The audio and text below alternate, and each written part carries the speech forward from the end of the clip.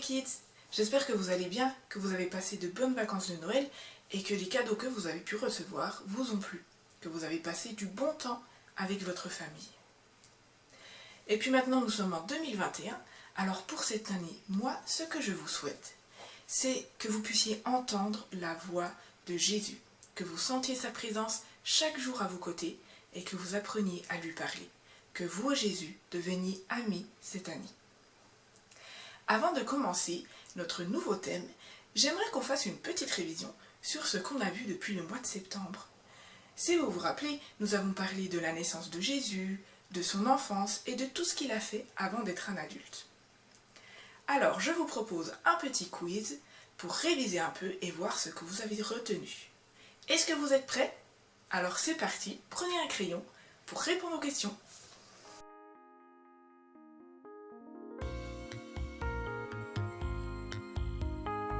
Qu'avons-nous fêté à Noël? Sur Terre, qui sont les parents de Jésus? Comment Marie et Joseph ont-ils su qu'ils allaient avoir un fils? Pourquoi Jésus est-il différent des autres enfants? Que signifie le nom de Jésus? Quel est le deuxième nom donné à Jésus? Que signifie le nom Emmanuel? Pourquoi Jésus est-il venu sur terre? Qui a rendu visite à Jésus quand il était bébé? Qui a voulu le tuer? Qu'a fait Jésus quand il avait 12 ans?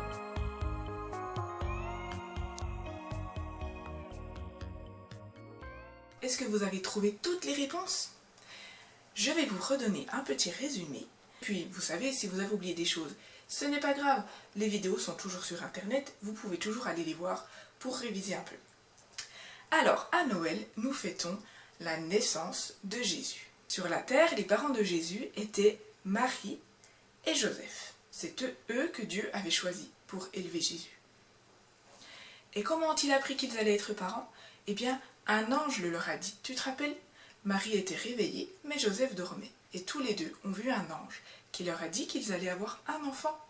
Mais pas n'importe quel enfant. Et oui, Jésus est différent des autres bébés. Parce que Jésus est Dieu qui est venu sur la terre dans la peau d'un être humain. Il est venu vers nous. Le prénom de Jésus signifie Dieu sauve. Et l'ange a dit que son deuxième nom serait Emmanuel. Emmanuel signifie Dieu est avec nous. Alors pourquoi Dieu est-il venu sur la terre? Eh bien, il est venu pour nous sauver, nous les humains, pour nous libérer du péché. Quand Jésus était bébé, quelques personnes ont appris la bonne nouvelle par des anges ou par une étoile. Tu te rappelles? Les bergers sont venus voir Jésus alors qu'il venait à peine de naître, pour voir qui était cet enfant qu'ils avaient tant attendu. Et puis, les mages aussi étaient venus de très loin et avaient suivi une étoile pour rencontrer Jésus et lui apporter des cadeaux. Mais quelqu'un voulait le tuer. C'était Hérode, celui qui à l'époque était le chef du pays. Il ne voulait pas qu'il y ait un autre roi. Alors, il a voulu tuer Jésus. Et puis après, on ne sait plus grand-chose de l'enfance de Jésus. On sait juste un événement. Quand Jésus a eu 12 ans, il est allé à Jérusalem avec ses parents. Il s'est rendu dans le temple et là, pendant 3 jours, il a discuté avec les chefs du temple de tout ce qu'il savait, de tout ce que Dieu avait dit dans sa parole et de tout ce que Dieu avait fait pour son peuple avant la naissance de Jésus. Les chefs du temple étaient impressionnés par tout ce que Jésus savait. Et Marie et Joseph, eux, par contre, étaient très inquiets parce qu'ils se demandaient où était passé leur fils. Mais finalement, ils l'ont retrouvé et tout s'est bien passé.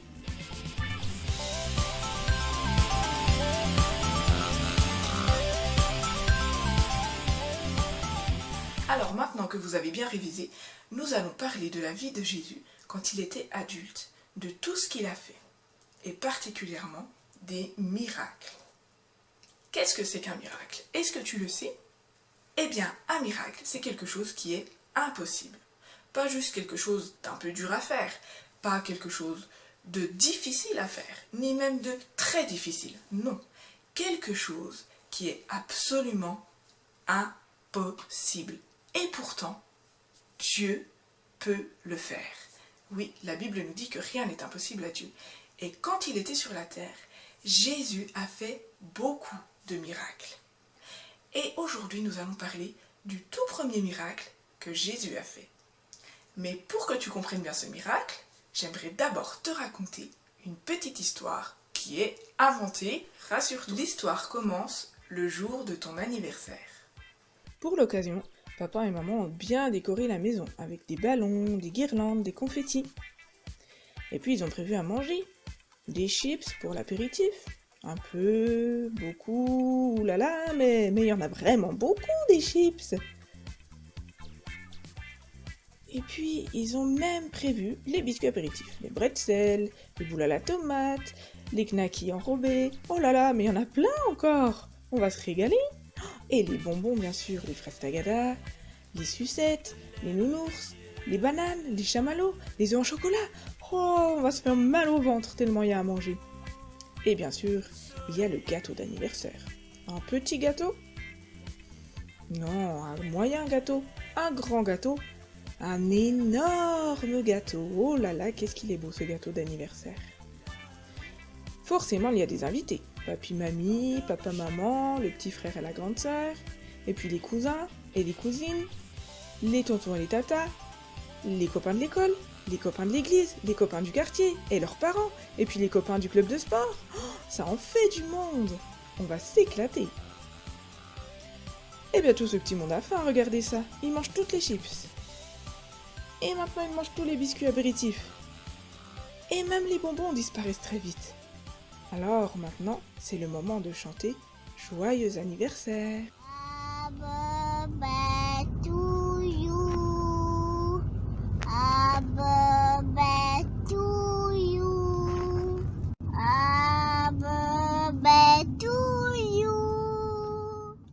Tu souffles tes bougies, et puis maman coupe le gâteau.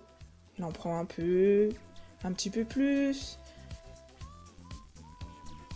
Le gâteau n'a plus qu'un étage. Oh là là, mais il n'y en a presque plus, et maman s'inquiète.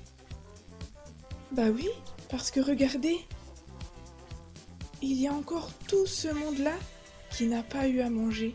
Oh, ça alors, ils n'ont pas pu goûter ton gâteau d'anniversaire. Ils vont être très déçus. Mais comment est-ce qu'on va faire? On n'a pas le temps d'aller au magasin pour en rechercher un. Oh là là, catastrophe! Plus de gâteaux pour ton anniversaire. Tu imagines? Ça gâche un peu la fête quand même. Eh bien, figure-toi que dans la Bible, il nous est raconté que Jésus a vécu quelque chose qui ressemblait à ça. Jésus était invité à un mariage avec sa maman et puis ses disciples. Tu te souviens, ses disciples, c'est les gens qui ont décidé de suivre Jésus pour apprendre à vivre comme lui. Alors tu sais, un mariage, pour les adultes, c'est une fête aussi importante que ton anniversaire. Donc pendant ce mariage, tout le monde a bien mangé, tout le monde a bien fait la fête, tout le monde a bien bu, et puis d'un seul coup, si tu veux savoir ce qui s'est passé d'un seul coup, eh bien tu peux lire l'histoire avec tes parents dans la Bible, dans Jean au chapitre 2, du verset 1 à 11. Les parents, si jamais cette histoire n'est pas dans la Bible de votre enfant, parce que je sais que les Bibles d'enfants ne racontent pas toutes les histoires de la Bible, eh bien vous pouvez trouver sur le Top Chrétien la version de la parole de vie. Cette version est vraiment très facile à comprendre pour vos enfants et vous pourrez la lire avec eux, ils comprendront sans aucun problème. Alors je te laisse lire avec tes parents cette histoire dans la Bible, dans Jean 2, et puis je te retrouve après pour en parler. A tout de suite! Très bien, voyons si tu as compris cette histoire.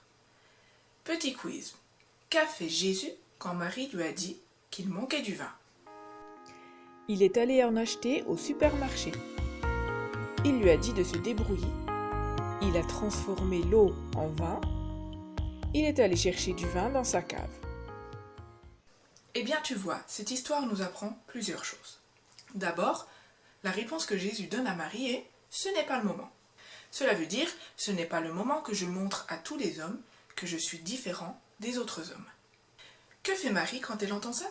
Elle insiste, et même, elle agit comme si Jésus avait dit qu'il était d'accord.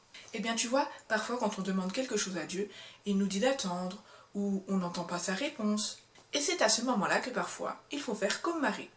Il faut insister, demander encore, et agir comme si nous avions déjà eu la réponse de Dieu.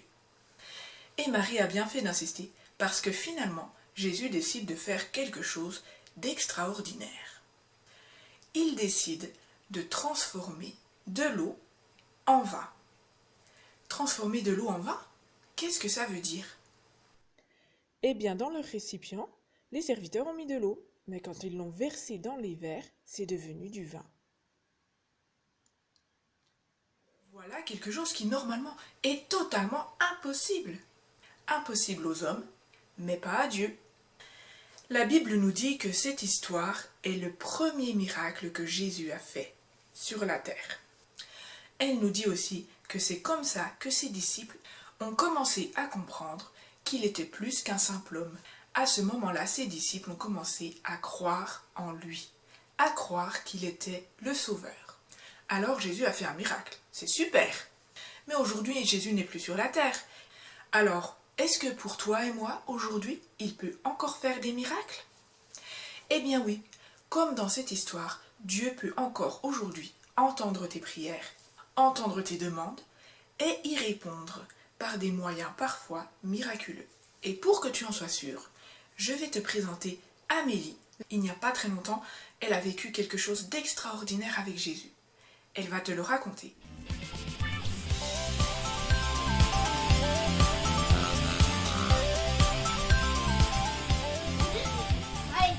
Coucou le Kids Club, c'est Amélie, je suis la maman de Robin et de Simon et je suis la femme de Johan.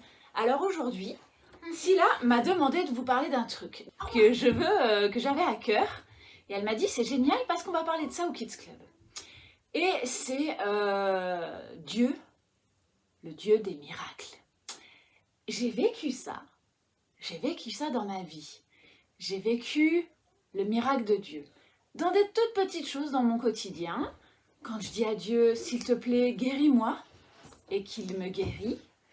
Quand, par exemple, j'étais plus jeune, 12 ans, et que j'avais mal au ventre, et je criais à Dieu en disant, Seigneur, s'il te plaît, guéris mon mal de ventre, et que j'avais plus mal.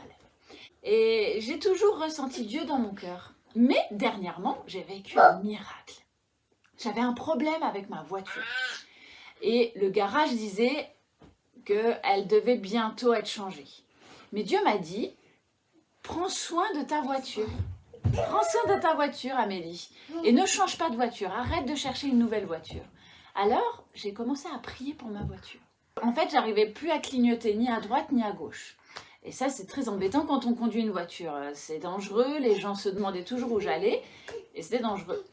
Et j'ai commencé à prier dans ma voiture en disant, maintenant, les clignotants ne sont plus fous, je disais. Ma voiture fonctionne dans le nom de Jésus. Et clic, les feux s'allumaient et les clignotants fonctionnaient. Et ça, c'est le dernier miracle, gros miracle que j'ai vécu avec Dieu. Mais dans mon quotidien, je continue à voir la présence de Dieu. Ouais, merci Robin. Maman, aujourd'hui, j'étais allée au sport à l'école. Et puis, il y avait quelqu'un à l'école là qui s'appelait Arsène. Et il m'a traité de nulle. Et je lui ai dit d'arrêter. J'étais allée voir mon copain. Et je lui ai disais que Arsène n'arrêtait pas de m'embêter. Et puis, mon copain m'avait dit, je sais plus quoi, du coup, je l'avais pas dit, je m'en rappelle plus. Et puis, en fait, j'avais une idée. Ce soir, je voulais prier pour qu'il m'embête plus. Alors, ce soir, on priera pour que Arsène n'embête plus Robin. Quelquefois, il y a des enfants comme ça qui sont pas gentils avec vous. Avec Robin, par exemple, ça arrive. Mais quand on prie, la situation se transforme à chaque fois. Et c'est ce qu'on va faire. On va continuer à prier pour que la situation soit transformée et qu'il y ait un miracle, comme avec ma voiture. Waouh, quelle super aventure! Tu vois, Amélie a fait comme Marie dans l'histoire. Elle a demandé à Jésus et puis ensuite elle a agi comme si Jésus avait déjà réparé sa voiture. En ne la vendant pas, elle a cru dans ce que Jésus lui avait promis. Et elle a bien fait car Jésus a réparé sa voiture. Et Romain, toi qui nous as fait part de ton problème avec ton copain d'école, je t'encourage chaque jour à demander à Jésus de t'aider dans ta relation avec cet enfant. Et pour les copains du Kids Club, vous pouvez prier pour Romain pour que tout s'arrange. En attendant, Romain, fais comme Marie. Agis avec ton camarade de classe comme si Dieu avait déjà répondu à ta prière. Sois gentil et poli avec lui. Et tu peux être sûr qu'un jour prochain, cet enfant arrêtera de t'embêter. Alors les enfants, j'ai un petit défi pour vous. Vous savez, parfois, on demande des choses à Dieu, et puis on oublie qu'on les a demandées. Du coup, quand on a sa réponse, on ne se rappelle même plus qu'il répond à notre prière. Alors ce que je vous propose, c'est que dans les semaines qui viennent, vous écriviez les prières que vous faites à Dieu. Sur le Padlet, vous trouverez cette petite fiche sur laquelle il y a la date de votre prière, ce que vous avez demandé, et puis comment Dieu vous a répondu. Ça peut prendre un jour, plusieurs semaines, plusieurs mois, parfois il faut insister et être patient. Mais cela vous aidera à croire que Dieu répond bien à vos prières et qu'il vous entend. Je vous encourage donc, à chaque prière que vous faites, à la noter sur cette feuille. Si vous ne savez pas encore écrire, vous pouvez demander à vos parents de le faire pour vous. Et puis n'oubliez pas de temps en temps de venir y jeter un œil pour voir ce que Dieu a fait pour vous. Allez les kids, tous à vos défis. Et n'oubliez pas, Dieu entend vos prières et y répondra certainement. Alors n'oubliez pas de les noter pour vous en rappeler. Et vous pouvez partager avec nous sur le Padlet les réponses que Dieu donne à vos prières. Nous serons très contents de les voir. En attendant, vous retrouverez Angélique dans 15 jours pour le prochain Kids Club. À bientôt! On vous fait des gros bisous. Et merci Attila, merci à toutes les mamans du Kids Club qui nous donnent des petites vidéos. Et moi, ça me fait trop plaisir de vous parler aujourd'hui. Bye bye! Allez, bonne nuit et faites un bon sommeil. Allez! Yes!